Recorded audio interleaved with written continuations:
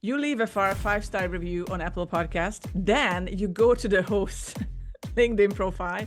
Maybe they post about something, and so you add, oh my gosh, I love this interview. I left you a review. And I heard about, and many people started doing that. It's working because you prove your point. You're just not just saying I listened to this and that episode, because to be honest, many people say that in podcast pitches that I love your episode, but they never ever listen to it. Just being nice to them, it always wins. Welcome to the Limitless Leadership Lounge, a tri-generational conversation for emerging leaders.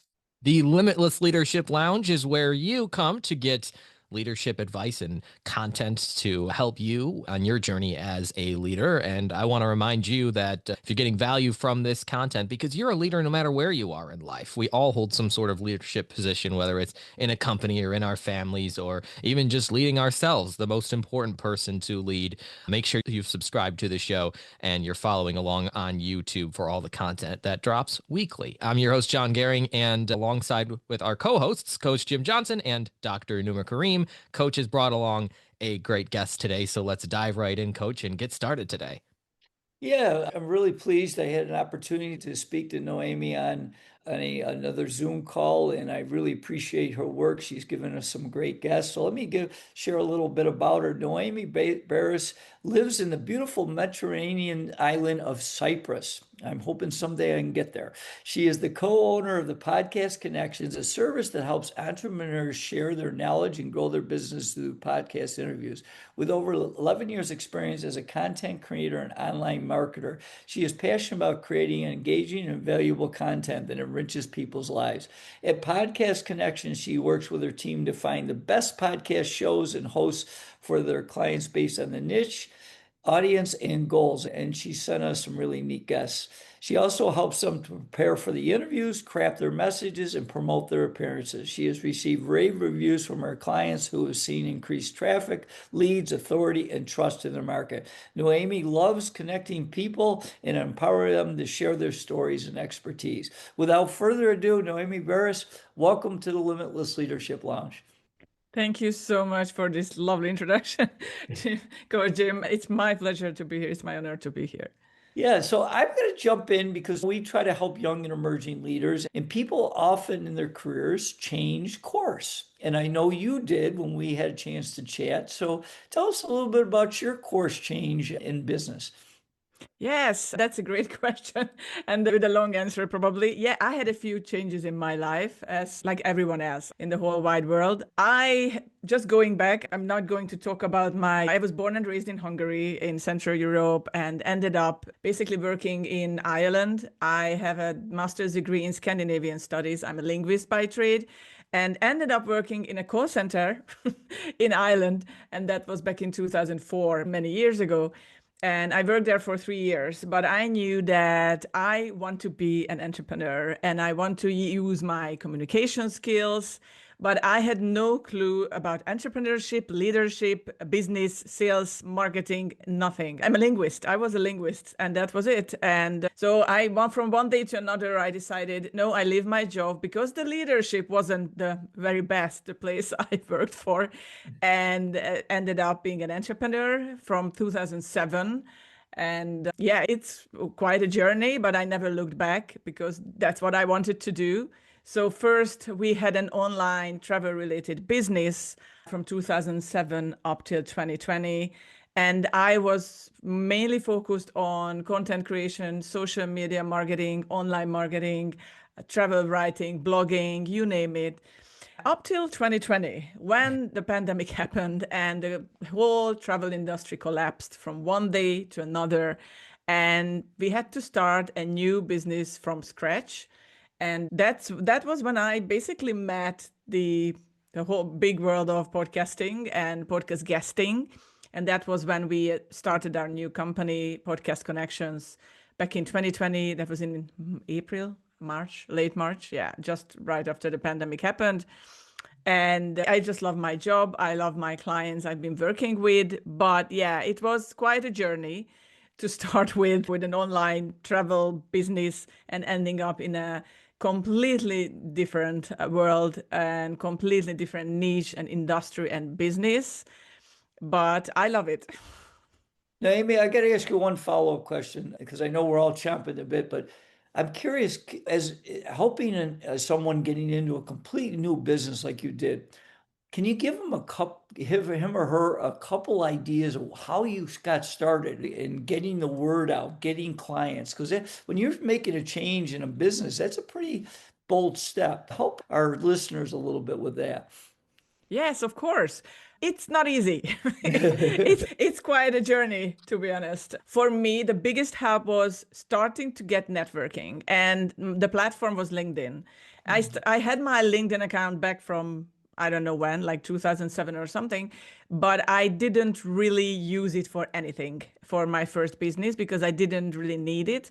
But then I realized back in 2020, I really have to polish my profile on LinkedIn because that was the most important space to reach out to podcast hosts or reach out to potential clients. So it was really important to get started there. So just having a social media platform where you have presence, I think it's crucial. Because there's so many people out there and they are entrepreneurs, but I don't like social media. I don't like this. I don't like that. Unfortunately, that's not a choice. You need to pick something because it gives you exposure. So once you're an entrepreneur, you need to use social media, even if you're not a huge fan of it. You need to get to like it. And I think that's one of the tips I can give to the listeners that try to use social media because there's so many and plenty of opportunities out there. And being consistent with posting and with reaching out to people, it's crucial. And like for me, it was learning as you go. I love learning new things. So as an entrepreneur, as a leader, you always need to be open to the world and need to open to new knowledge because everything is changing if you're in the marketing space from one week to another. So being open for learning new things, I think it's very crucial whatever business you are starting. You just hit on such an important point, Noemi, that learning new things. And I bet your life is never boring because you are reinventing yourself and so many stories to tell. I was wondering because you talked about networking. And often our listeners also wonder, and many of my participants in our workshop also ask, how do we start networking? So you talked about social media, opening a LinkedIn page. Are there any other ways that you would advise our listeners where they can network, get the power of networking? Thank you for this great question, Dr. Rehnuma, because it's an important one. Where to find these networking groups where you can belong? And I think the most important thing is to find your tribe because you can do networking anywhere, basically, but it's maybe not your style. I'm not a huge fan of networking groups with just 60-second elevator pitches. So for me, it was really important to find the right group where I feel aligned and with the whole group's energy. And I was really lucky because one of the podcast hosts I've been working with, she introduced me to her networking group. And then she was the same person introduced me to another bigger networking group. And this is how I built my connection step by step, just getting to know the right people, going to places. You can do that in person, of course, but because I'm in Cyprus, it's a little bit hard for me. So for me, it's usually online networking.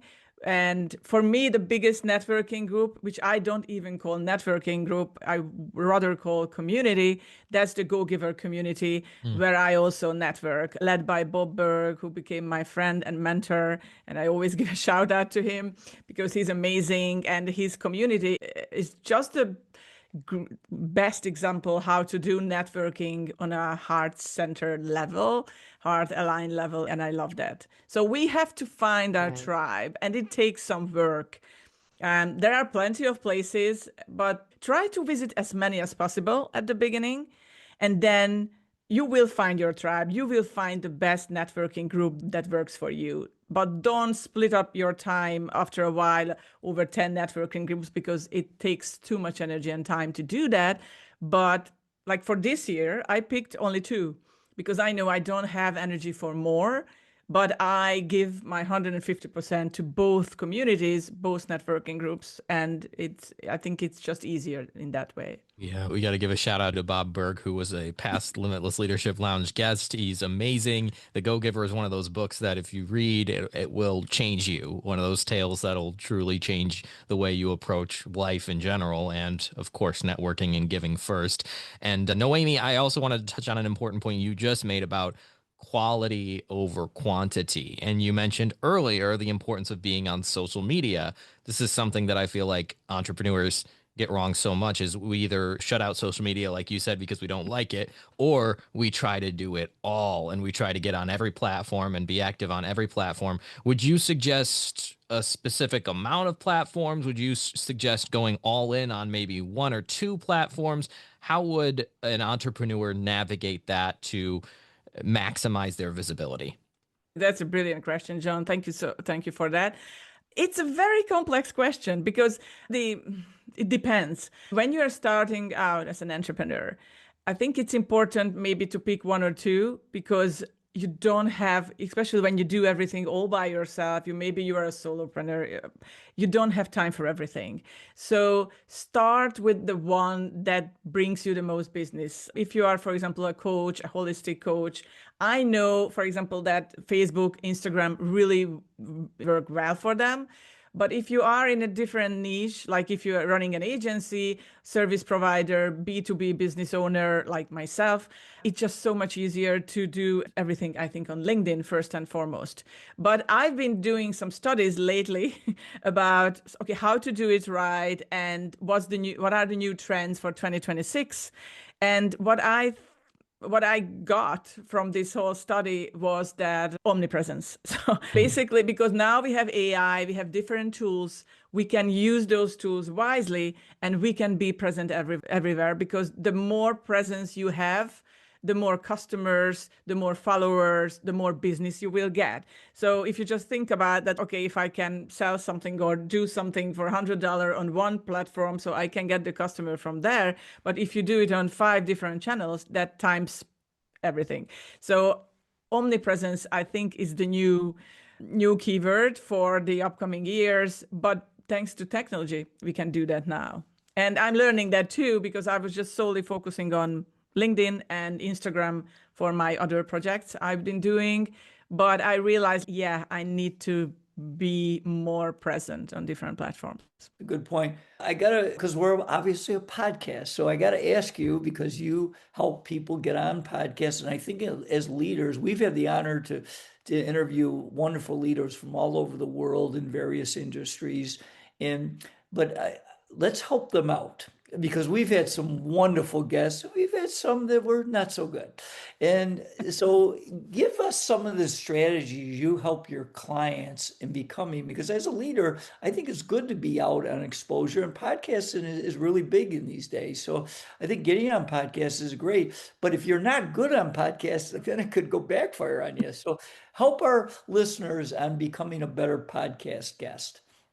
Yeah, absolutely. And I think one of the most important thing is practice, like everything else. You need to practice. Like you go to the gym, you're not going to be like Schwarzenegger in 2 weeks. So it's the same with, you have to build those podcast guesting muscles too. So it takes time. And maybe the first 10 interviews and first 5 interviews won't be the best of your life, but you need to get the practice. So maybe you just focus on smaller podcasts at the beginning. So you get the practice in, and if you want to do the bigger shows, then it takes time, but like just patience and being consistent and persistent with podcast guesting. And it's also about being prepared and never wing an interview. So what I advise to people, always, please listen to at least one episode before you get on the show. Like today in the morning, I was doing some exercise here in the room and everything, and I was listening to your conversation, to your interview, because I think it's really important to get the vibe of a conversation and get to know the host before the interview. So getting ready, getting prepared, and get those topics and talking points ready for yourself, and being super clear about what your business is about And you can explain that to people, because otherwise how you can sell your product or service if you're not super clear about what you're actually doing. And the topics, like always have at least 3 topics ready for yourself that you get by heart. Like if even someone wakes you up and in the middle of the night, you can talk about podcast guesting, like 101 or whatever. So it's really important to practice. You can practice with your family or friends, or you can even just go on Zoom, start a new, schedule a new, not schedule, but just record like a whatever conversation you're having. Maybe you put your spouse or friend on the other side of the mic and you try it. Like, you have to practice, because everything comes with practice. As Coach Jim, you are in the sports world, so with basketball, it's the same again, building those podcast guesting muscles. And of course, when reaching out to podcast hosts, when being a guest on a show, it's just being respectful with the host's time, because I know that running podcasts takes so much energy, time, effort, money. So being respectful, showing up on time, being prepared, it's just basic. Yeah, that's really important. I want to share one point, a little bit off, but the power of preparation that you brought up is when I was coaching, I was trying to help some of my assistants become head coaches, and we would take them through mock interviews. And they would come back and they say that was the best thing we ever done, because getting that reps and getting preparation and being prepared is so powerful. And you are right on with podcasts. You can tell the people that are prepared as well as the ones that aren't. So, Me, I was wondering that nowadays there are so many, like thousands of podcasts, but few are those top criteria, like meeting the top criteria. So, from your expert point of view, what are some criterias do you see that qualifies a podcast as one of the top tier podcasts? And what are the audiences you see there? What are they hungry for? What are the trends you're observing? Yes, that's a very complex question. Thank you, Dr. And Rehnuma. And yeah, so there are millions of podcasts out there. Obviously, not everyone and single one of them active, but to find the right ones, there are certain tools that you can do and do your research before you reach out to host. And there's a platform called listennotes.com.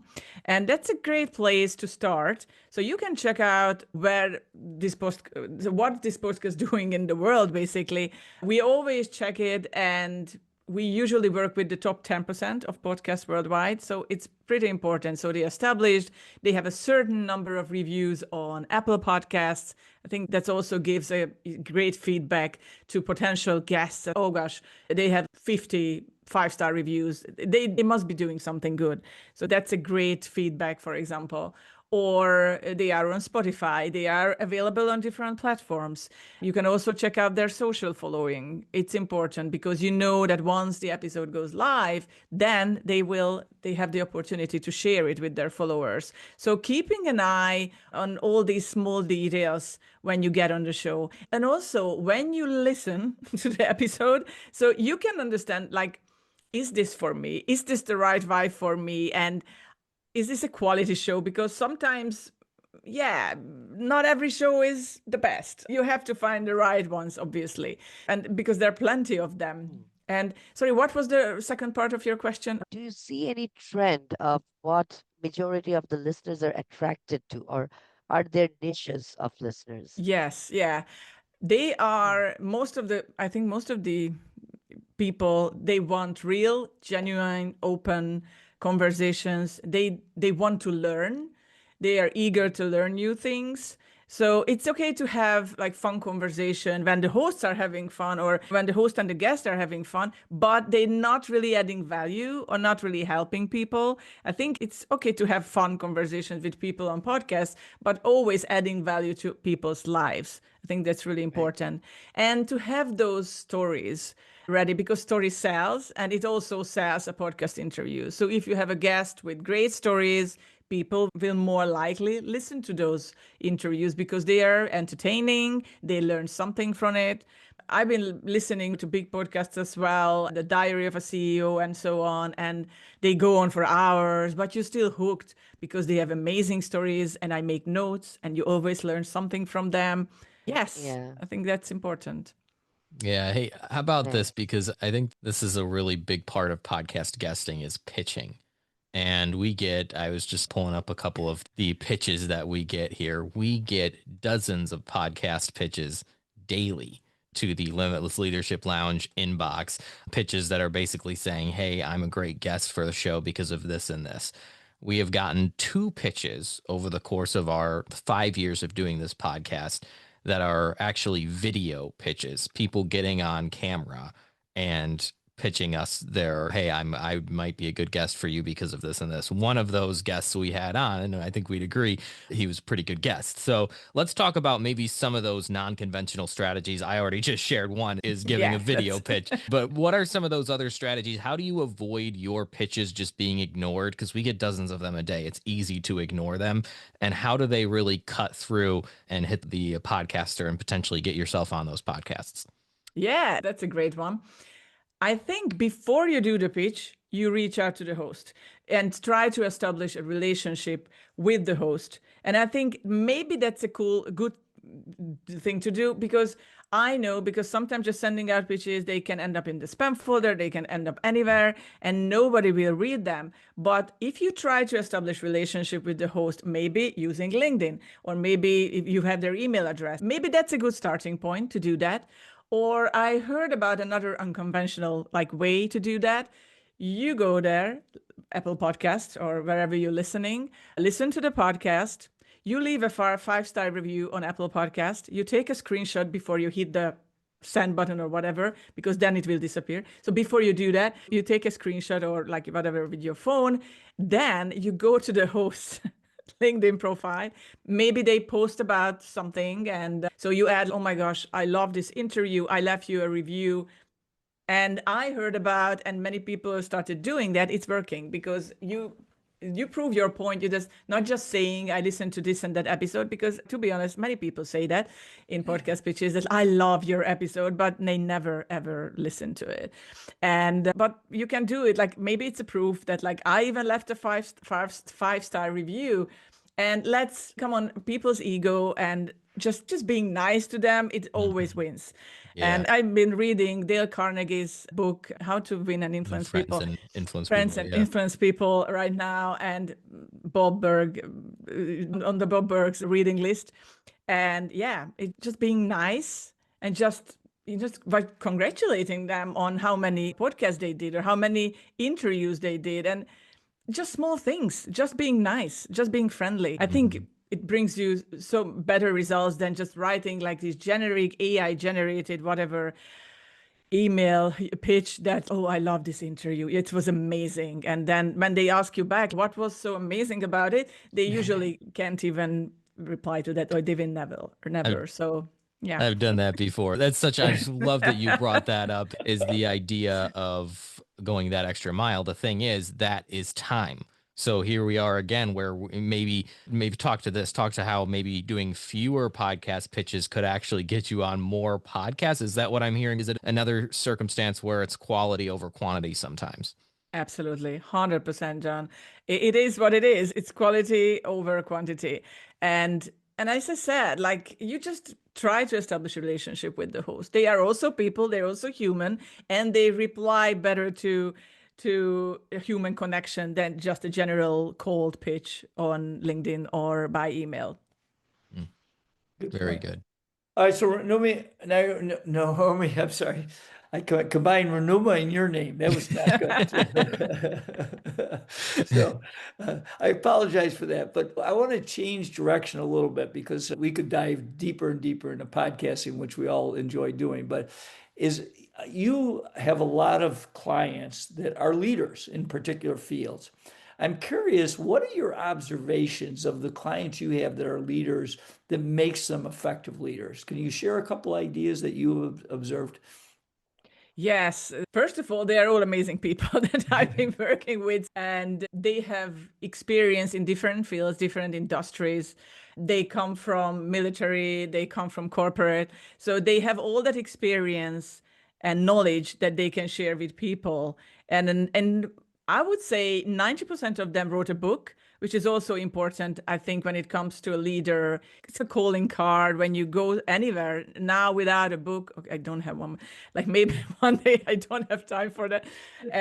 But it's a great calling card right now in this world for a leader they wrote their book and they share it also on podcasts and in different places. And being an effective leader is caring for people. And for me is leading with heart. Being a heart-aligned leader, it's really important for me.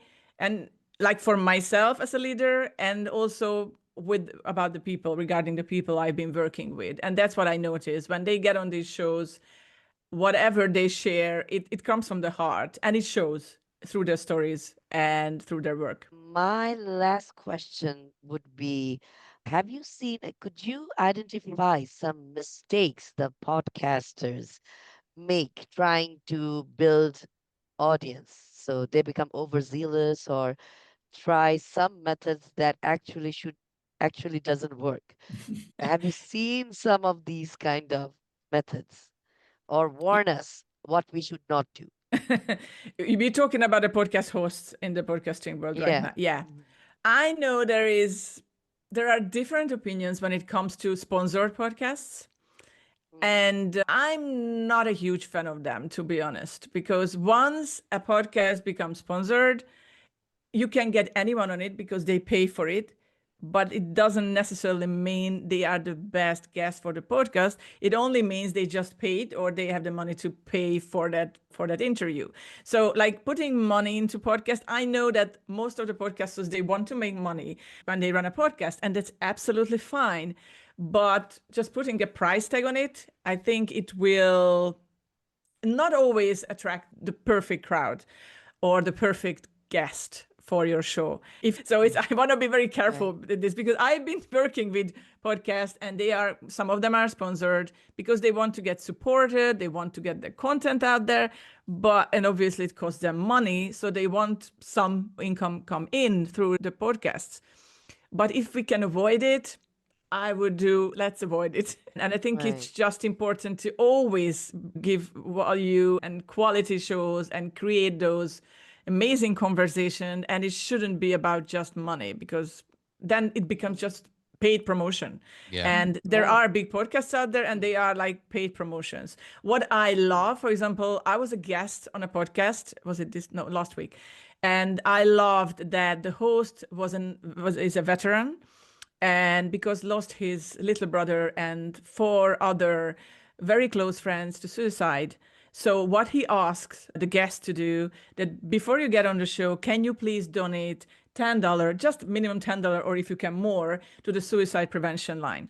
And that's amazing because everybody supports a cause and everybody will do that. And I think they collected like more than $100,000 Wow. just through the podcast and just preventing and helping this cause. And I think that's pretty amazing. So yes, we can involve money, but in different ways, I would say. Right. So I think it's not a mistake as per se, but yeah, I prefer the non-paid, the free version shows because it gives more, I think, more opportunity and more freedom when it comes to quality guests and quality content. Yeah, I couldn't agree more. And let me just say, as someone who I've been on a couple dozen podcasts last year and trying to get myself on podcasts using services like Podmatch or an FM matchmaker, if you're familiar with those, if you're looking to get on podcasts, that's the first thing to do, right? And you go on there and you make pitches and a conversation is going great. And then right before you get a chance to book, they say, my guesting fee is $100. And it's ouch. And so I just think that makes it so important to work with someone like yourself, Noémi, if you're serious about this, because you're going to connect them with the right audience, right? And that's the important thing too that you do. You're a connector. Tell us about how valuable it is for leaders to be good connectors and what it means to be a good connector. I think it's so important in life and business, just being a good connector. Yeah, it just gives you a great feeling about just helping, because it's adding value to people's lives. It's helping people to connect. And for me, the biggest joy was sometimes that like two great leaders, both living in Atlanta, Georgia, and they didn't know about each other, living a couple of blocks away from each other. And they met through me. And then they sent me a picture because they met up in Atlanta and they had a coffee together. So that Right. was like the ultimate goal, because I'm sitting here in the beautiful island of Cyprus, like thousands and thousands miles away from the US, and I'm helping those people making those connections. And because that's how we build community, that's how we get stronger. And that's how we get our message out there, when we have a community where we can belong, connecting people. And I love doing it. And for me, it brings so much joy when I say, oh my gosh, this person is perfect for this podcast, because they can be strategic business partners, or they can help each other, they can serve each other even after the interview finished. And it's wonderful to see that kind of connection, because what else we can do? We all need a community. And the base of that is to connect with other people. Very powerful. So, Naomi, as we get close to our close, I do have a final question, then John will probably wrap up and ask how people can connect with you. But I'm curious, we talked a little bit about starting a new business, and you gave us some nice strategies with that. And we really appreciated all your insights today. My last question for you today is, okay, now you've been at it for about 5 years. Give leaders advice on, after the start, on how you can continue and grow the business as you continue to move forward. Yeah, that's a great question. It's a very important one to think about when you're a leader, when you're an entrepreneur. And so it is about consistency. It is about persistency, whatever you do in life or in business, because it is hard. And it is hard to be an entrepreneur. There are days when you just don't want to do anything, and just showing up and doing all those boring things, maybe it's sometimes hard. But if you're being consistent and be persistent with it, and not to think about that, like in 2 weeks or in 3 months time, I'm going to be famous, or I'm going to have those speaking gigs and everything's going to work out perfectly. And I remember that I read The Let Them Theory by Mel Robbins last year, and I loved her book when she talked about like how she became a speaker, like a leader and a great professional speaker.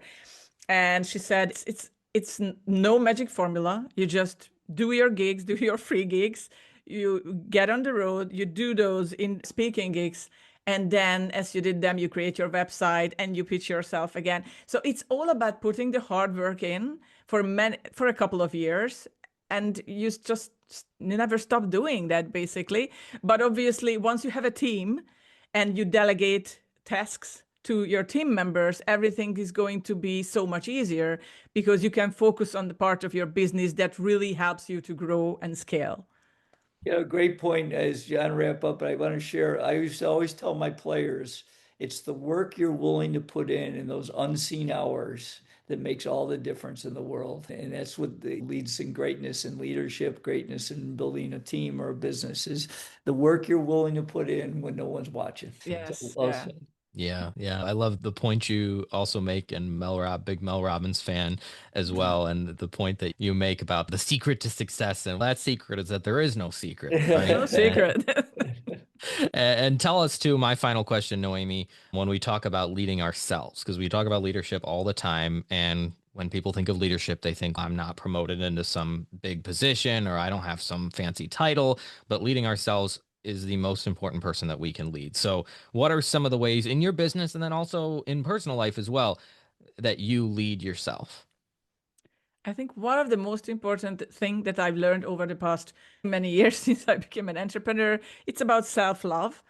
Because once you love yourself, then you have the opportunity to let people love you as well, and to give love to other people, and to have that kind of self-esteem that you are prepared to lead a team. And because nobody wants a leader who is overly humble or overly shy, you need to be super clear about your strength and about your goals. And that's how you lead people. And also, just let's start with self-love, and everything unfolds. Agreed. Agreed. Well Very said. good. Noemi, who can benefit from you? Who should be reaching out and learning more about you?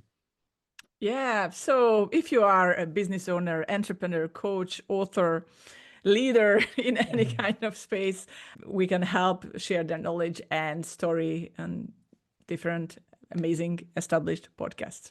And then, so what can you do for them, and what is the best way for them to contact you? We help them to get on these quality podcast shows, and we provide them with a done for you service, which means that we do the research, we find the right podcast for our clients. We also help them to create bios, topics, talking points. If you don't have a call to action for the podcast, we also help them to create one. We help them with marketing advice. So that's what we do basically in a nutshell. It sounds very like easy peasy, but it takes a lot of work. And they can visit our website, which is podcastconnection.co.